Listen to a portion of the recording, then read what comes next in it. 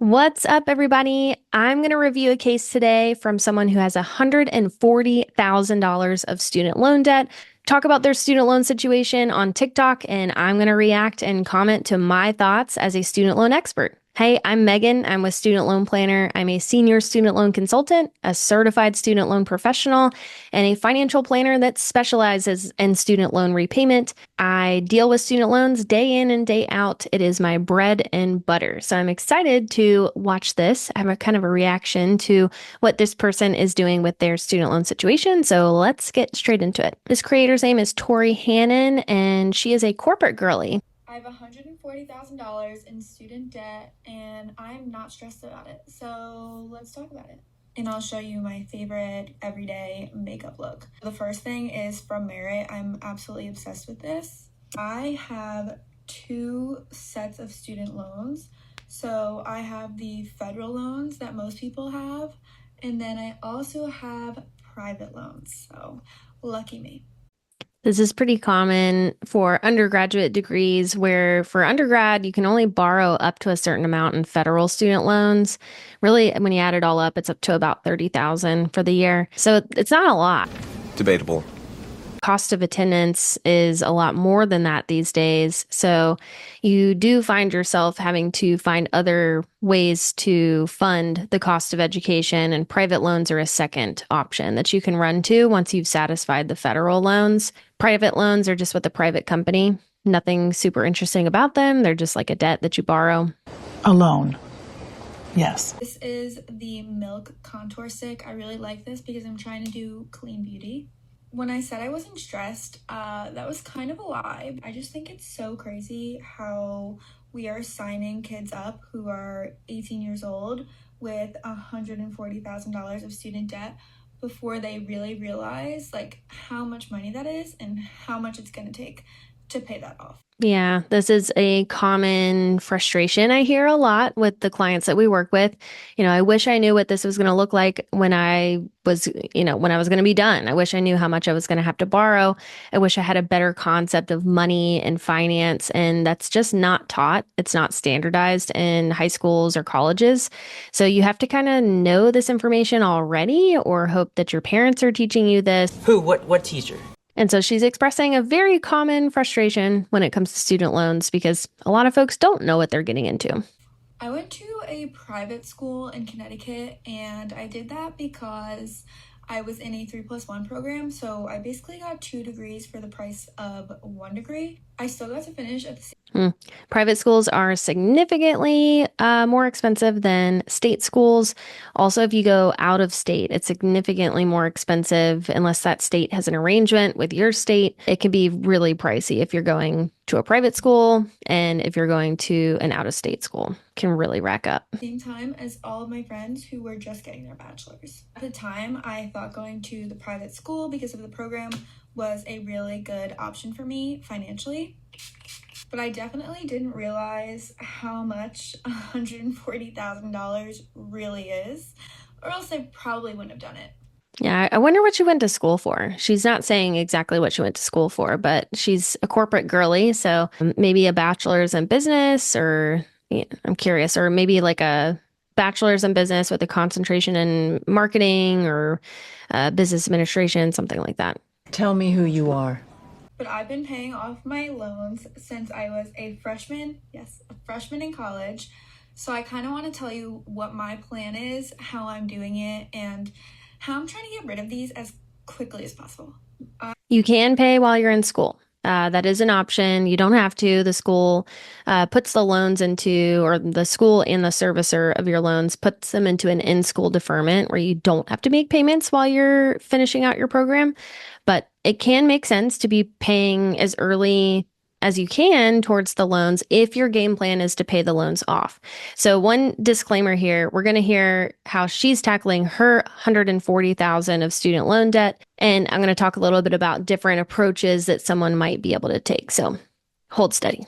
Oh, I'll hold my horses. I'll hold them. I am 24 and I didn't move out of my childhood home until I was 24. I stayed home for 2 years after school and basically was able to put all the money I was making towards my student debt, and honestly, I didn't save. She's taking the super aggressive route to paying the loans off, which is throwing every bit of extra money she's got towards these loans to pay them off as soon as possible. That is one approach. Which I definitely don't recommend. Definitely put some She did say she didn't save anything. So that's sometimes that's the cost is not saving and not putting money towards other financial goals that you have, which can be problematic because then you're not making progress in any other area of your life, financially speaking, or just like personally. And so, the goal is paying the loans off if you're being this aggressive, and that's the whole goal. savings aside. I kind of learned that the hard way.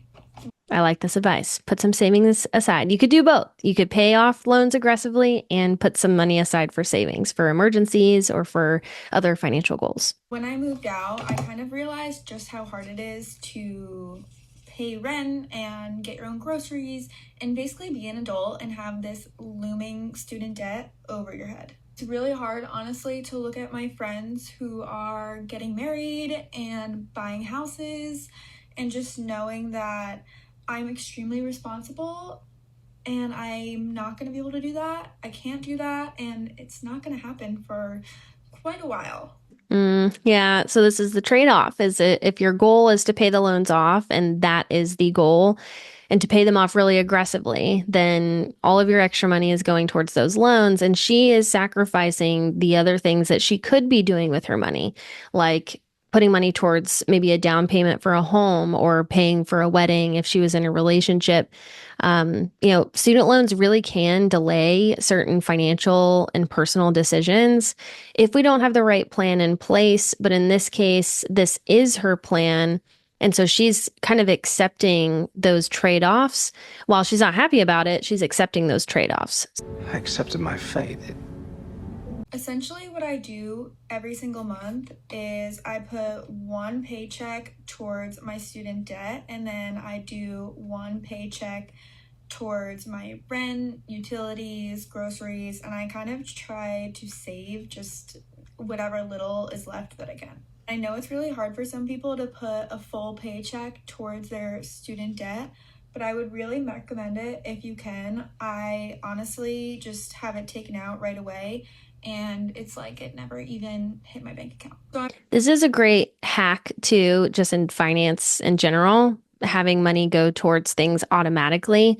It really takes the decision-making power out of your hands because you might be feeling super motivated one day towards your goals, and then another day, maybe you're having a bad day and you aren't feeling as motivated. And if it's a difference of having to click a button to like move money over or make a payment or make an extra payment or something, sometimes taking that decision out of the equation can be good to keep you on track and not let your emotions kind of dictate the progress. So I like this. I like this idea. Now, again, she is talking about a really aggressive approach. So I do want to pause real quick and just say that there are multiple ways that you can go about paying your student loans.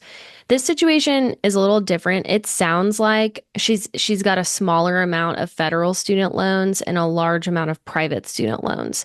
And because she is not talking about graduate school, that's got to be what it is. Because for undergrad, you can only borrow up to a certain amount, and I think it's going to be about 30,000, and then the rest of that 140,000 has got to be the private student loans. Makes sense. So that's over 6 figures of private student loan debt. When it comes to private student loan debt, there's not a lot of repayment options other than just paying the loans off. And that sounds kind of silly, but on the federal side, there's plans like income-driven repayment. There's public service loan forgiveness. There's more generous forbearances and, some things that just are not available for private student loans. So with private loans, we do have to be aggressive. We do have to be more focused on paying the loans off as soon as we can. Where if we had a large balance of federal student loans, which can be possible if you had some graduate school debt, let's say your graduate school loans were 140,000 and you were making, 50,000, 60,000 with your job, that's a case where we might want to be considering looking at the income-driven repayment plans towards loan forgiveness. especially if we're working in a public service capacity, because we can entertain programs like public service loan forgiveness, which forgives the loans after 10 years while working in a government or nonprofit entity, because mathematically that might make more sense than paying the loans off if we have an opportunity at loan forgiveness. But that's not the case here. It sounds like Food for thought. she's doing the right path, I would suggest. She's just taking it really to the extreme, being super aggressive and putting all her other goals on hold. She's all in. I'm definitely pressed for money, unlike my other friends, but I'm really learning like how to be responsible with money, which, you know, I wish I learned when I was 18. For anyone who is starting their payments now for the federal loans, I really recommend putting more than what's due towards it so you can pay down the principal, because that's the thing that's going to get you, because you're just going to be paying interest over time when you could have brought that down a lot earlier. Don't get me wrong, If your game plan is paying the loans off, the sooner you can start paying, the better. The sooner you can work the principal down, the better, because the interest is charged off of that principal. And the higher the principal balance, the higher the interest cost is, the more you pay over time. So that's good advice. really, really hard to have to say no to things. And I definitely feel a lot of anxiety over it that not a lot of my friends, well, actually, none of my friends understand. They just don't get it. I like to try to help folks reframe this where, yes, we are saying no to a lot of things, but reframe it as saying yes to something else that's more important to you. The goal of paying these student loans off earlier is so important to you that you're saying no to other things so you can say yes to that goal and yes to that freedom a lot sooner. Positive, positive, positive.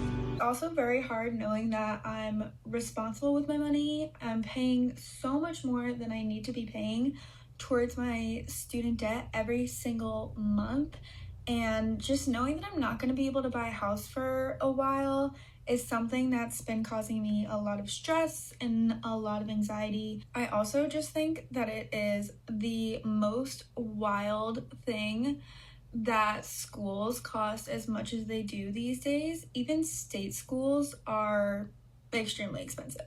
This is the front side of the problem, guys. Student loans are a symptom of a bigger problem. And the bigger problem is the cost of education these days. It's, we've been taught as a country, as a nation, that going to school, furthering your education is a smart decision to do right by yourself, by your family, to create more income opportunities. But I do think that needs to be looked at a little closer, right? Go gadget magnifying glass. But we do have to really do a closer look at the investment of going to school, because think about it like that. This $140,000 that she spent on college was an investment in her future. And is that investment worth it? Is it going to be worth it over time? Is the income potential that she has now and the income growth potential long term better for her now than it would have been if she didn't go to college? And statistically, the answer to that is yes, but the cost of attendance, It's insane. but that is the front side of the problem, the cost of education. Colleges also know that you can borrow up to the cost of attendance with private student loans generally, and with graduate student loans. I know she's not in graduate school, but for grad loans, you can borrow up to the cost of attendance. If there's no limit, the school dictates the cost of attendance, right? So there we go. This whole game is rigged. I truly don't understand how taking 5 to 7 classes a semester is gonna cost $69,000 a year. I have no idea how to do this on the camera. For some context, I got my parents to co-sign on my private loan, which was the most amount of money, but I refinanced and they are completely off of it. So just Yay. Okay. So I was going to say, and this proves that, the private side of the loans is the bigger portion.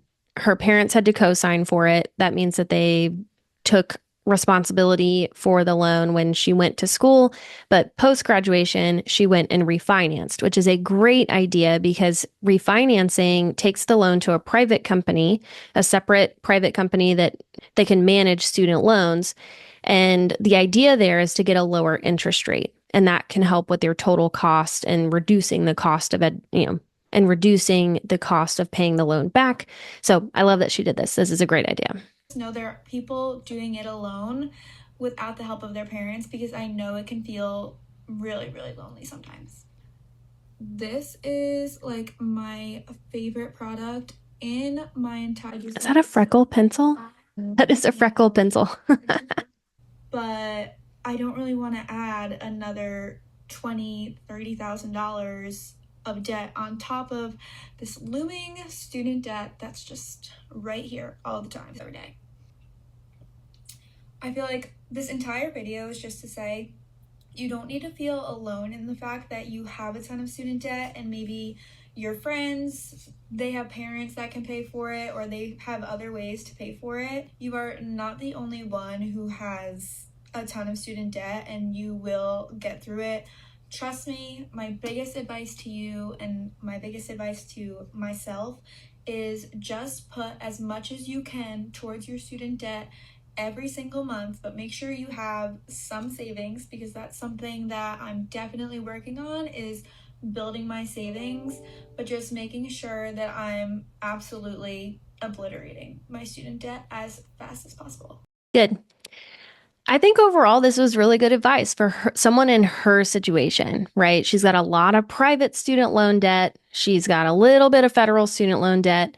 And her goal is to be out of that cloud, right? She kept talking about how it feels like a cloud over her, or I've heard like a monkey on your back, or I've heard like it's the elephant in the room. It's just, it lingers there. It does have a psychological, emotional effect on people.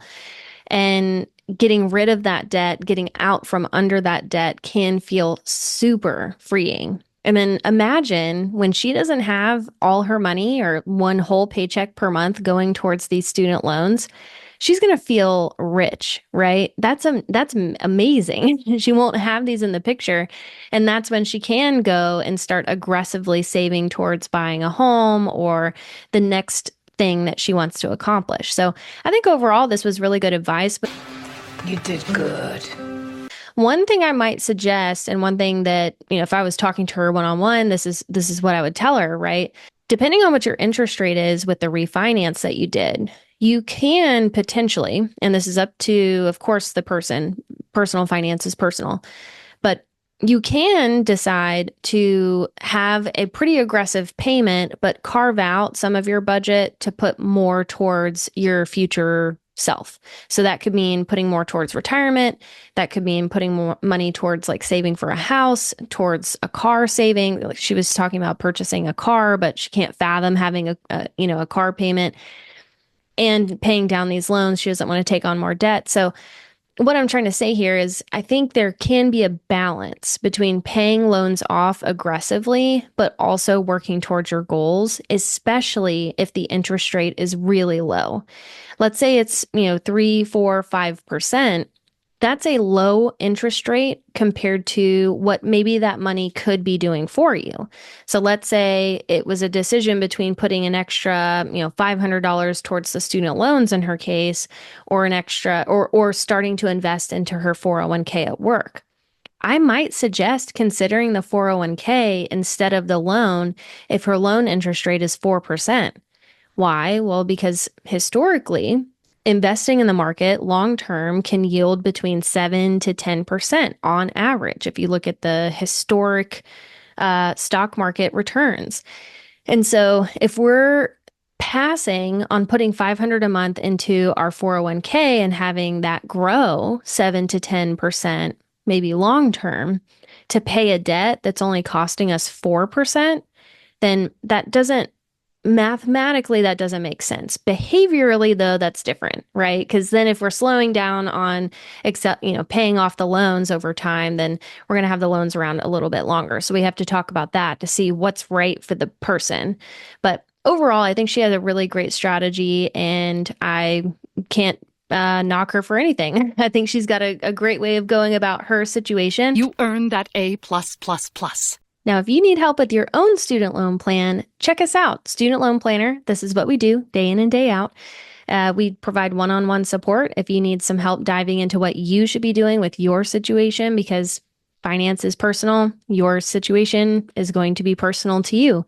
So you might not be the person who's going to be paying the loans off really aggressively. Maybe we need to entertain loan forgiveness, or maybe we want to take a slower approach at paying the loans back so we can focus on other goals. That's okay. Let's figure it out. Check out our website, studentloanplanner.com. We've got a bunch of free calculators on our website and articles as well. And of course, our YouTube channel for some help and our podcast. So check us out on all these different avenues for free help. And then if you need one-on-one support, make sure to set up a consultation with us. Thanks for chatting with me today, and I'll catch you in the next one.